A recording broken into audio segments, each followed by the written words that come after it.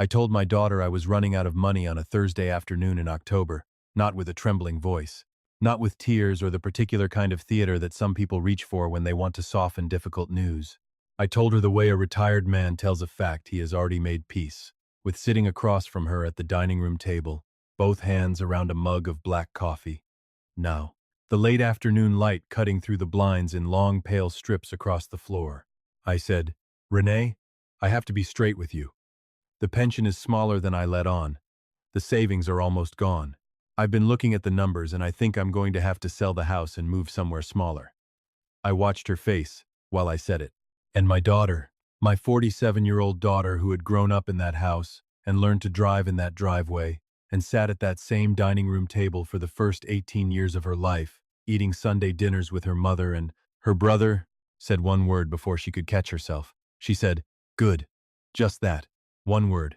Flat and unguarded and true. Out, before she realized it was out. Then she rearranged everything. Her posture, her expression, the whole register of her voice. She said she was sorry, that she just meant she was relieved. I was finally talking about it, that she had been worried about me carrying this alone, that we would figure it out together. She talked for 5 minutes in the careful way of a person who knows a word has already landed and is trying to build something around it fast enough to change what it meant. But I had heard it. One syllable.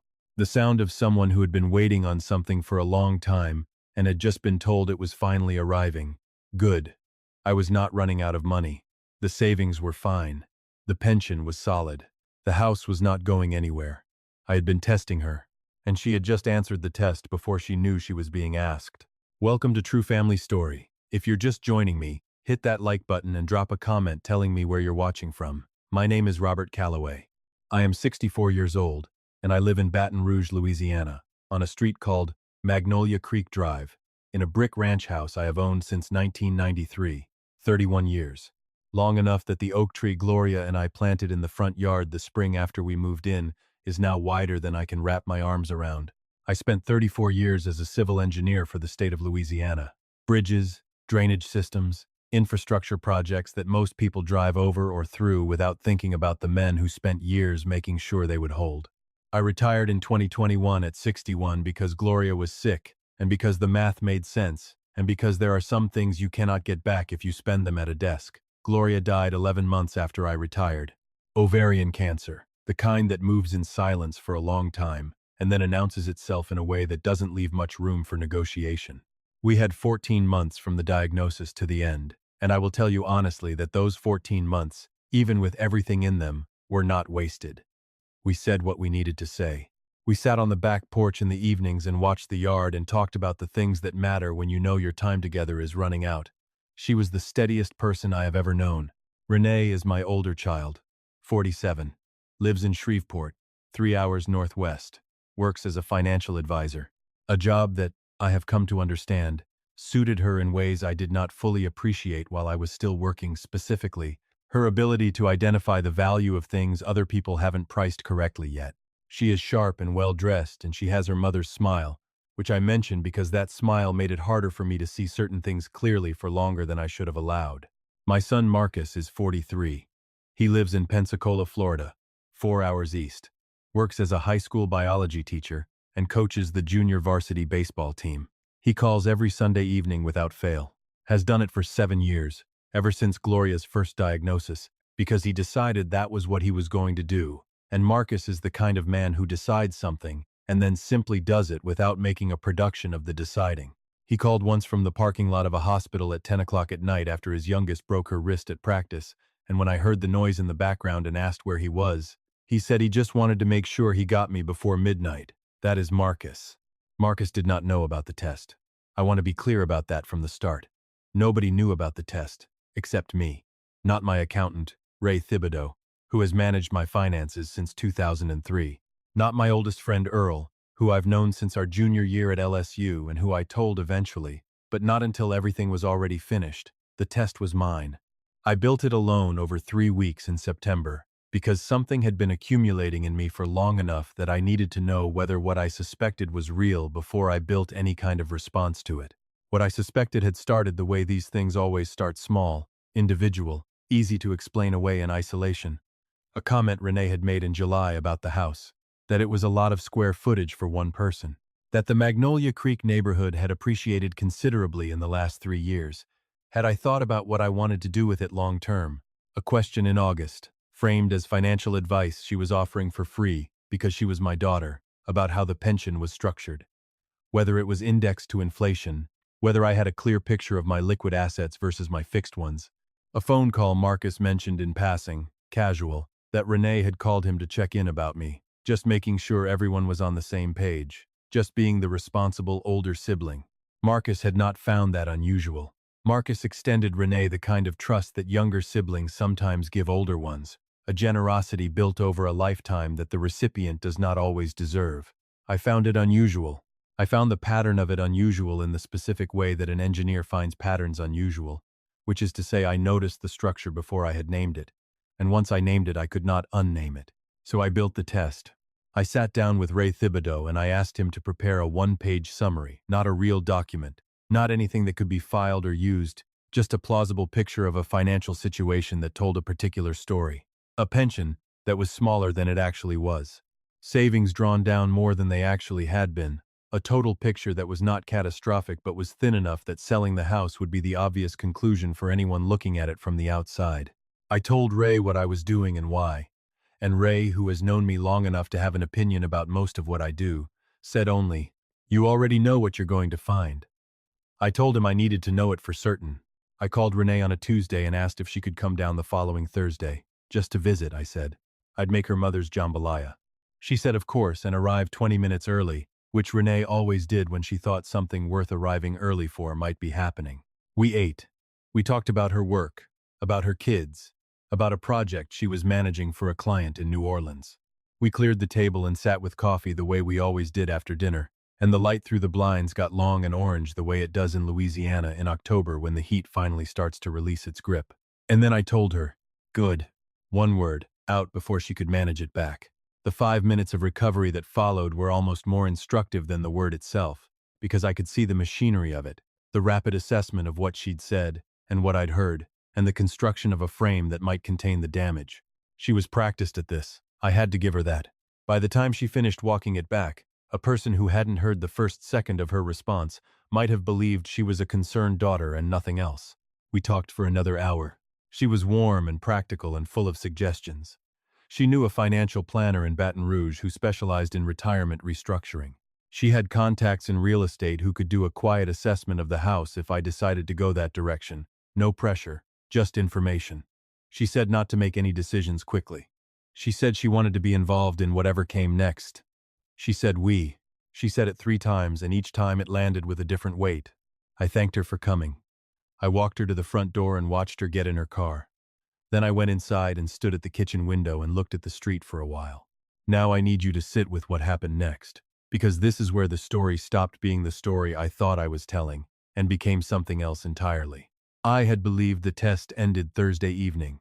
I thought what I needed was to see whether Renee would say something true when the news hit her unprepared, and she had, and I had seen it, and I'd thought that was the shape of the thing I was dealing with. I was wrong about the shape. Friday morning showed me the rest of it. If you're still with me, drop a comment below and hit that like button, because what I heard through the kitchen window the next morning while I was standing at the sink with my coffee is the reason this story does not begin and end with the word good. I have been an early riser my entire adult life. The discipline of a man who spent 34 years coordinating field crews that started before 6 and who never broke the habit after he stopped having to. I am in the kitchen by 5:30 most mornings regardless of anything else. I had not mentioned this to Renee. Renee had stayed in the guest room she had offered, late in the evening when the conversation wound down. And I'd said, of course, the room was ready, and she had taken me up on it with the ease of a woman who had something she wanted to be close to in the morning. I was at the kitchen sink at 5:45. Renee did not know I was at the kitchen sink. She had grown up in this house, but she had not lived in it for 25 years, and she had not remembered, apparently, the specific way sound carried along the side of the house, from the gravel path next to the air conditioning unit to the kitchen window, when someone stepped outside to make a call they did not want heard inside. I heard her dial. I heard her say good morning in the flat professional voice she uses with people she does not need to perform warmth for. And then I heard the rest of it. She said, "So he's finally talking about selling." "Yeah, he told me last night. He thinks the savings are almost gone. A pause. I know. I know. Listen, before he starts calling realtors, I need us positioned. The Magnolia Creek house, that lot, that square footage, in this market it comes in between 650 and 700, probably higher if it's presented right. Another pause, shorter. He hasn't sold a house since 1993. He's not going to know the difference between a fair market offer and a low one if it comes from someone he trusts. I can bring in a contact at 600, present it as doing him a favor, and we have a $100,000 spread minimum before we even list it. A pause. The pension and the retirement accounts are the other piece. He's going to need help managing them. I'm already positioned as the obvious person to help. I've been working that angle for 8 months. Her voice dropped slightly, but the gravel path and the kitchen window did not care about that. Marcus isn't going to be a problem. He trusts me. He's always trusted me. I'll manage Marcus. I stood at the kitchen sink, and I did not put the mug down. I just stood there and held it and listened to my daughter, my 47-year-old daughter who has her mother's smile, tell someone on the phone that she had been working an angle on my finances for 8 months and that her brother, the one who calls every Sunday evening and who called from a hospital parking lot to make sure he got me before midnight, was not going to be a problem. I'll manage Marcus. I set the mug down then, quietly, and I stood in my own kitchen until I heard the back door and then her footsteps in the hallway, and then Renee walked into the kitchen with the loose, warm energy of a woman who has just had an excellent phone call and is feeling clear about her week. She said good morning. She poured herself coffee like she lived there. I said good morning and I sat down at the table and I watched her. And I thought about the 31 years I had owned this house, and the oak tree in the front yard, and the 14 months on the back porch with Gloria and the phone call I had just heard through a kitchen window on a gravel path. And I thought, 8 months. She had been running a parallel story for 8 months, one for me and one for Marcus, and both of them aimed at the same destination. I said I was going to take a few days before I made any decisions, that I wanted to talk to Ray and probably an attorney, and that I thought Marcus should be part of any conversation about the house. Something moved through Renee's face that was not quite alarm and not quite disappointment. A small recalculation, a timeline being revised. She said absolutely. Take all the time I needed. She was there for whatever I needed. She left after breakfast. I watched her car pull out of the driveway and disappear down Magnolia Creek Drive. Then I went to my office, and I picked up the phone. Not to call Ray, not to call an attorney. I called Marcus. He picked up on the second ring. It was a Friday, not one of his Sunday calls, and he heard something in my voice before I said anything useful.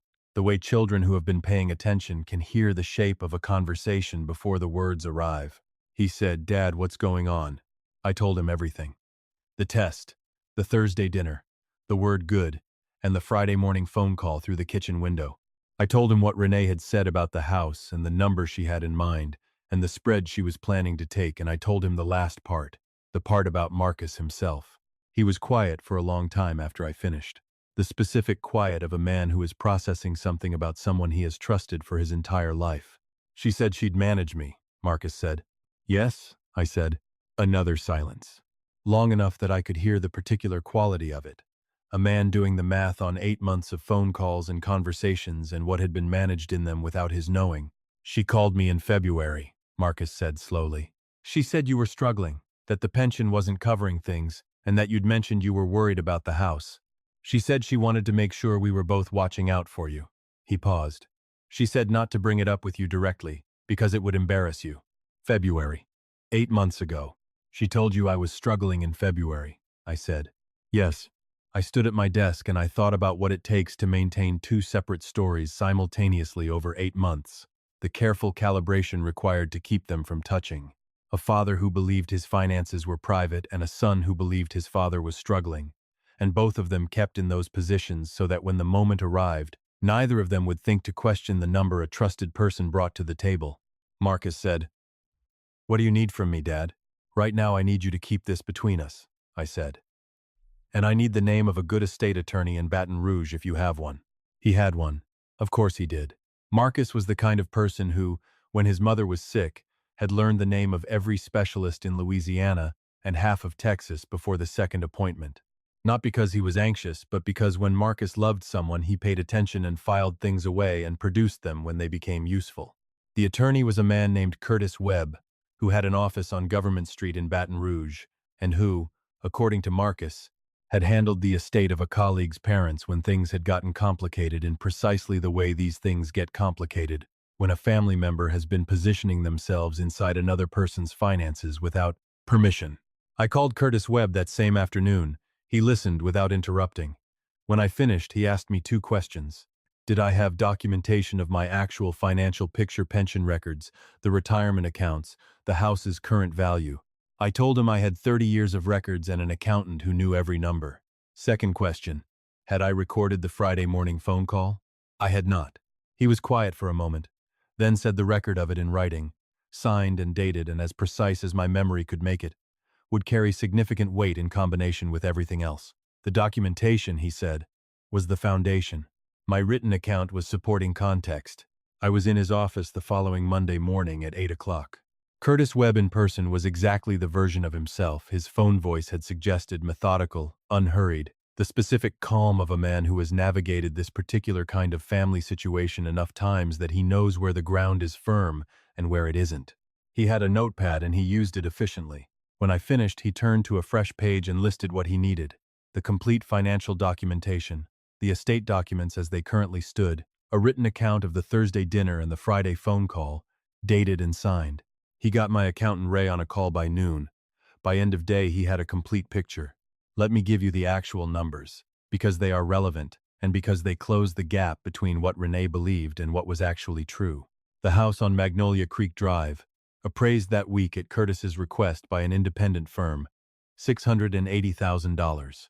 My pension, retirement accounts, and savings combined, just over $1.1 million, accumulated across 34 years of consistent and careful management.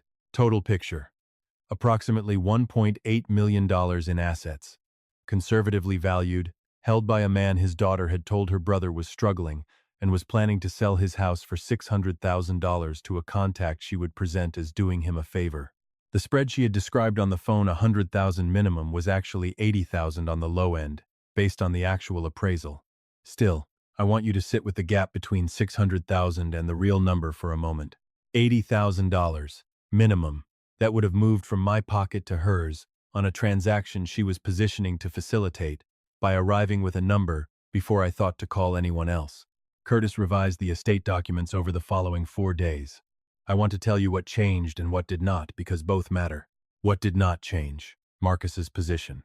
Marcus had been named in my will honestly, and nothing I had learned that week changed the honest accounting of what that relationship was and had been. His share remained exactly as it had been. What changed? Renee's position. Not to zero. I want to be precise about this because the revision was not designed as punishment. It was designed to be accurate. Accurate meant reflecting the relationship as it actually was, not the version she had been presenting. Her share was restructured to a specific documented sum that accounted for what I had already given her across her adult life, and that left her something without leaving her what she had been positioning herself to take. The house was placed in a trust with Curtis as the independent trustee. It could not be sold without an independent appraisal within 60 days of any offer and Curtis's written approval. No family member could serve as the buyer or the buyer's agent on any transaction involving the property. Marcus was named co-trustee. I called Marcus the day the documents were signed and filed and told him. He was quiet for a moment. Then he said, "Dad, you didn't have to do that." "I know," I said. "That's why it means what it means." He laughed, short and real. The laugh of a man who recognizes a sentence his father has said before in a different form. Then he said, "When are you going to call her?" "Saturday morning," I said. The documents were signed on a Thursday. I gave myself Friday to sit with it. I went to the back porch where Gloria used to read in the evenings, and I sat there with the yard and the oak tree and the October light, and I thought about a woman who would have known, I believe, before I built the test and before October and possibly before September, what was underneath those questions about the house and the pension. She would have handled it more directly than I did. More warmth, less architecture, more conversation, less structure. She was probably right about that. But she was not here, and I had handled it the way engineers handle things, which is to assess the load, design the structure, and make sure it holds before you put weight on it. The structure held. Saturday morning I called Renee at 9 o'clock. She had been calling me twice a day all week, each time from the same warm, concerned register. Each call designed to maintain her position in the timeline she believed was still moving in her direction. She answered on the first ring. I said, "Renee, I need to see you today. Can you drive down?" She said, "Of course." She asked if everything was all right. I said I had some updates to share and that I wanted to do it in person. She was there by noon. She came in with the same practiced warmth, the same concerned daughter energy she had been wearing since Thursday dinner. She sat down at the dining room table. I put coffee in front of her and sat across from her, and I took a moment because I had spent some time on the next sentences and I wanted to get them right. I said, "Renee, I want to say something true before I say anything else. I love you. That is true, and it is not conditional on what I'm about to tell you, and I want you to hold on to it while I say the rest." She looked at me. Something shifted behind her eyes. The beginning of understanding that this was not the conversation she had driven 3 hours for. "I was not running out of money," I said. "The pension is fine. The savings are fine. The house is not being sold under any circumstances that involve you in the way you were planning." Silence. "I told you I was struggling because I needed to know something," I said. "And you told me before you had a chance to decide what you were telling me?" One word. Renee. It said everything I needed to know. She put both hands flat on the table. She did not say anything. "Friday morning," I said. "The gravel path by the air conditioning unit. Your mother and I chose that path so we could get to the garden without tracking mud through the kitchen. I have known how sound moves from that path to the kitchen window for 31 years. Renee's face went the specific pale of a person who is rapidly reconstructing a recent history and finding that the reconstruction is not going the way she needs it to go. "The house is worth $680,000, I said. "I had it appraised last week. You were going to bring me a number of 600 from a contact you described as doing me a favor. I know the number, because you said it. I know about the spread. I know about the pension angle. And I know what you said about managing Marcus." She did not try to deny it. I give her that. She sat at the table and looked at the coffee mug, and she did not try to build a version of events where what I had just described was not what had happened, which told me something I had not known for certain until that moment, that underneath the calculation, there was still a person who knew when the calculation was finished. "The estate documents have been revised and filed," I said. "Curtis Webb on Government Street handled it. The house is in a trust with independent oversight and terms that make what you were planning impossible." I paused. "Marcus is co-trustee." She closed her eyes for a moment. "Does he know about the phone call?" she said. "Marcus knows everything," I said, "including what you told him in February about me struggling, including what you said Saturday morning about managing him." She opened her eyes and looked at the table. I let the silence hold for a moment. Then I said, "Renee, I'm going to tell you what I actually think is underneath this, because I think I owe you that. I don't think you're a greedy person by nature. I think you are a person who looks at numbers for a living, and who looked at my situation and saw a gap between what things were worth and what I knew they were worth, and who told herself that closing that gap for herself wasn't the same thing as taking from me. And I think you've been running that story long enough that it started to feel true." I paused. "It was not true. And you knew it was not true because you didn't tell me about it. You built it in the spaces where I wasn't looking." She put her hand over her mouth for a moment. Then she put it down. "Marcus," she said. "I need to call Marcus." "You do," I said. "Not me calling him on your behalf. You call him. Today, before you drive back to Shreveport." She looked at the table. "He's going to be so angry." "Yes," I said. "He is going to be angry. And then he's going to listen, because Marcus has always been better at both of those things than either of us gave him credit for." She left at 2 in the afternoon. I walked her to the door and I watched her get in her car, and I stood on the front porch for a while after she pulled away, looking at the oak tree that Gloria and I planted in the spring of 1993, when the trunk was no bigger than my wrist. Then I went inside and I called Marcus. He answered on the second ring. I told him Renee was going to call. He was quiet for a moment. "How did she seem when she left?" he said. "Like someone who put something down that she'd been carrying for a long time," I said, "and isn't sure yet what her hands are supposed to do." He exhaled slowly. "That sounds like her when something actually gets through." "Yes," I said. "It does." We talked for almost an hour. About his youngest and her wrist, almost healed. About a student of his who had been accepted to a marine biology program at Florida State. About the oak tree in the front yard, which he hadn't seen since last Christmas, and which I told him had gotten genuinely unreasonable in the way that oaks do when no one is paying close attention. When we hung up, I went to the back porch and sat in the chair where Gloria used to sit in the evenings, and I looked at the yard and the fence and the last of the October light going orange behind the tree line, and I just breathed for a while. The house was still mine. The documents were accurate. The number Renee had been planning to offer me was not a number that was ever going to appear on any paperwork, because the trust made that conversation impossible before it could begin. And somewhere on the road between Baton Rouge and Shreveport, my daughter was driving toward a phone call with her brother that she owed him and that I could not make easier. What came after that was her work to do. Her attorney, her brother, the actual shape of whatever had driven her to spend 8 months building a story in the dark. I had made clear what I could work with and what I could not. The rest belonged to her. I went inside and watered Gloria's plants. She had 3 on the kitchen windowsill that I had kept alive for 3 years through nothing more than stubbornness and a reminder on my phone. I made dinner at the table. I ate sitting down, which I do not always do when it's just me, and I thought about a woman who ran the administrative side of our household for 34 years, with a kind of precision and warmth I have never been able to fully replicate, and who would have known, I am almost certain, what was underneath the questions before I built a single thing in response to them. She would have handled it differently. Less structure, more conversation, more warmth in the confrontation, less engineering in the approach. She was probably right, but she was not here, and I had handled it the way I know how to handle things. Assess the load, design the structure, document the results clearly. The results were documented. The structure held. The oak tree in the front yard was 31 years old and bigger than either of us expected when we put it in the ground. That was enough. If this story reached you, drop a comment below and tell me which moment changed the air in the room for you. Hit that like button and subscribe if you're not already here, and I'll see you in the next one. And if you have ever felt that quiet accumulation of something you could not quite name yet a question asked one too many times, a conversation that curved just slightly toward your finances when it didn't need to, let me tell you what a man who spent 34 years making sure structures hold learned on a gravel path on a Friday morning in October. The truth has a way of arriving before the person who holds it realizes they've let it go. You don't need to force it. You just need to be standing in the right place when it comes through the window.